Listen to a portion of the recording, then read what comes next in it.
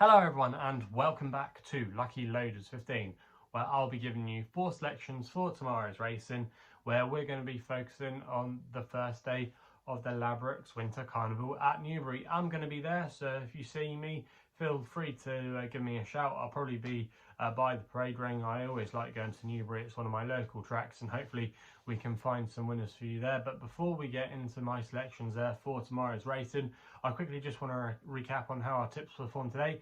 In the end, it wasn't a bad day as we came away with a couple of winners. That was Earth Company and Nelson's Rock, so I hope some of you are aboard with those ones. Away from that though, our other selections were slightly disappointing. Arthur's Key was unlucky in running as he was brought down through no fault of his own at Thurles when he still held every chance, so that was a little bit of an unlucky one there. And the other two, Buckhorn George, just never really looked happy today. He was very slow a few of his fences early on and was just badly outpaced. I just don't think he ran his race at all, and yeah, that was a bit of a strange run there. But yeah, that was disappointing. And then the other selection, Wolverhampton on a session, just never was able to really get into the race, just didn't have any zest at all.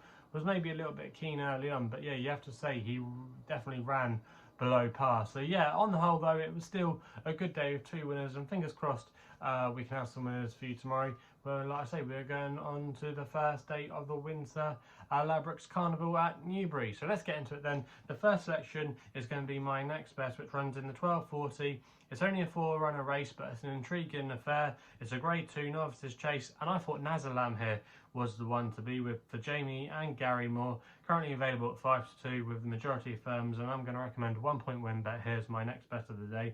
Now this horse is quite an interesting horse. He had quite a high reputation as a juvenile last season, where lots of people were comparing him to Goshen because he had a couple of tearaway wins when he won at the likes of Fontwell. He then went to Chepstow when he finished behind Adagio, but that turned out to be not bad for him.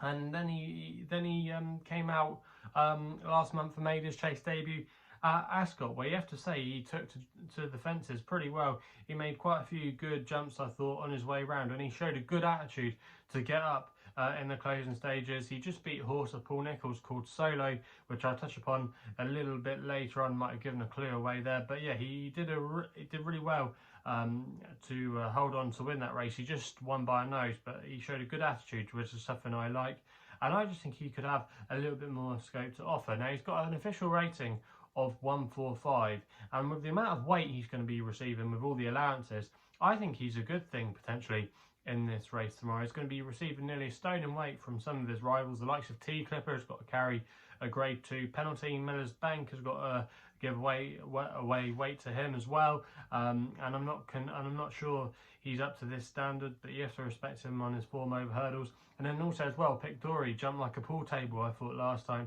at Foss. Go back and watch his race. He made quite a few bad errors, and yeah, I'd be slightly concerned about his jumping in a better race like this, and I thought he was a little bit flattered. So I think Nassalam does have some solid credentials. Gary Moore's team have been going along fairly well the last few weeks. Off 145 his official rating with all the weight allowances, I think he's got solid credentials in this race tomorrow, and I think potentially he could go off favourite come post time. And if you actually go back, I should have mentioned earlier, and look at the Roll of Honour for this race, 4-year-olds have won it in the past. Back in 2016, I think it was, Clan Zobo won this race as a 4-year-old, so it can be done. And I just think, like I say, with all those weight allowances at 5-2, I think he's not a bad price there. We then go to the 150 at Newbury, where we're going to go with my extra tip of the day, and I'm going to go here with Solo for Harry Cobden and Paul Nicholls, currently available at 5-1 with the majority of firms, and I'm going to recommend a 1 win bet here. Now, like I said a couple of minutes ago, Solo bumped into Nassalam last time out on his chase debut. Well, like I say, the pair of them did very well when they pulled miles clear from the rest, suggesting that they could be well ahead of their marks. Solo, you might remember, he captured the imagination for Paul Nicholls when he came here as a juvenile, and he won his Grade 2 at Kempton in February, but then things just never quite panned out for him, and he had a disappointing season, you have to say, last season over hurdles. But Paul Nicholls, from day one, to be fair to him, did say that this horse was always going to make a chaser and you'd have to judge him on it, and like I say, he did fairly well, I think, last time at Ascot. That was over 2.5 miles, and he's going to be dropping back to 2 miles in this race tomorrow, which I think will suit him. He's quite a strong traveller, but he still showed a good determined attitude. He was given a £4 rise by the handicapper for that second at Ascot, which I think is actually quite fair. I still think he's got maybe a few pounds to play off his current handicap mark. The ground should be fine. I just think a couple of these at the top of the betting, like the likes of Boot Hill, I want to be taking him on. I wasn't that impressed with him at Ascot behind Soaring Glory, and I think Soaring Glory is a little bit overhyped, to be perfectly honest with you. He was well stuffed last year, I thought, in the Supreme. So I'm not sure really about his claims. Boot Hill, 50 ball is probably the one I'm most scared of. Mr. Coffee you have to respect, but I just think Solo, I think he might just have a fitness edge on one or two of these. And for me, I just like the way he showed a good attitude last time out. And if it does come up into a battle, I just think Solo might be able to fight it out. And I think at 5-1 there, he's been a little bit disrespected in the market. We then go to the 3 o'clock at Newbury for the feature race on the card there, the long distance hurdle. And this is where my nap is going to be. Now, I think this horse that I'm going to be putting up tomorrow is going to be probably the Marmite horse of the day. You're either with him or against him. And that is Paisley Park. Paisley Park is going to be my nap tomorrow for Aidan Coleman and Emma Lavelle. Currently available at 9-4. And I'm going to recommend a 1-point win bet here. Now, it's been well documented that probably Paisley Park wasn't up to his best when he finished third in the West Yorkshire Hurdle at Wetherby last time out. It was a bit of a bizarre race, to be honest with you. At the time, I thought, that was him. His best days might be over. But going back and watching the replay earlier today, I actually don't think he ran that badly, and he just might have needed it. The vibes were that he probably needed the run first time out, and I think he'll come on a lot for it. Emma Lavelle's team are in a little bit better form, and at the time when he was running, they weren't having too many winners. They've had 4 winners in the last fortnight, so they're operating around about 22% strike rate. So the yard are going okay, and I just think he'll sharpen up for that run. He's still a classy horse, remember. Last year he won the Grade 1 at Ascot when he beat Time Hill. He still finished third in the Sturgeon, so he ran some very good races still. And I just don't think that this is actually as strong as what some people are making out.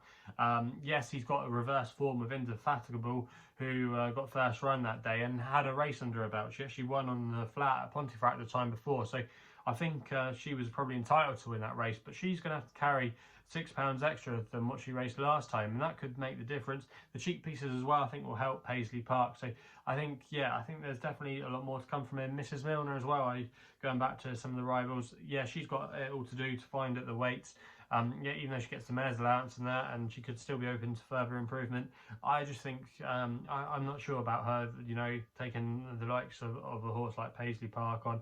I think she might be found out in this race. Lisnagar Oscar is a really in and out horse. He's probably the one that I'm most concerned about. But I just think Paisley Park, he'll strip fitter for his run at Wetherby. I think the headgear will make a difference. He's won this race before. The ground should be fine. We know he's still a classy operator on his day. And for me, I think at 9-4, he represents a little bit of value there. And I think he'll either go one or two ways in the betting. I think he could either go off round about maybe 6-4, 11-8. I could see there being maybe some strong market support for him on the day, or potentially he could drift out, maybe even could drift out as much as 11-4, 3-1. So it's definitely going to be interesting to see how the market reacts to him tomorrow. But he's definitely one I'm going to be on side with.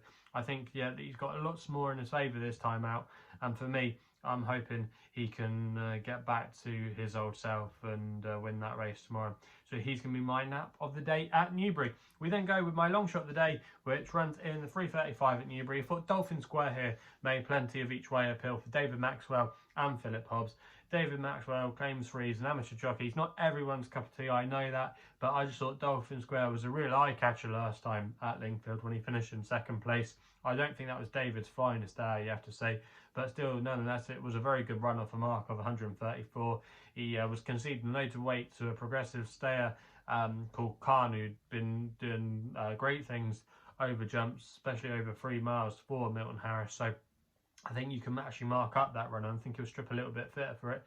Newbury as well is a track that he's ran off some higher marks in the past where he's done well. He's finished second a couple of times off £3 and £4 higher marks, so he's quite well in at the weights of his mark of 134. He's still only a 7-year-old. He's trained by Phil Hobbs, whose team are going okay, and I just think he's got quite a lot of things going for him in this race. And if David Maxwell can give him a half decent ride, I think at 15-2 with 5 places on offer with SkyBet, I can't see him finishing outside the first 5. I think he's got solid credentials. Ground should be in his favour as well. If the rain doesn't get into it too much tomorrow, there could be a bit of rain around. But for me, I just think Dolphin Square could go very close in this race, and that's why he's going to be my long shot of the day at Newbury. So they're the 4 tips for tomorrow's racing. If you're still enjoying these videos, don't forget to subscribe here to my YouTube channel at LuckyLoaders15. Hit the thumbs up button as well. Let me know in the comments box below what you'll be back in tomorrow. Also as well, if you want to follow me on social media, Twitter is the place to do so, where my handle is at LuckyLoader15.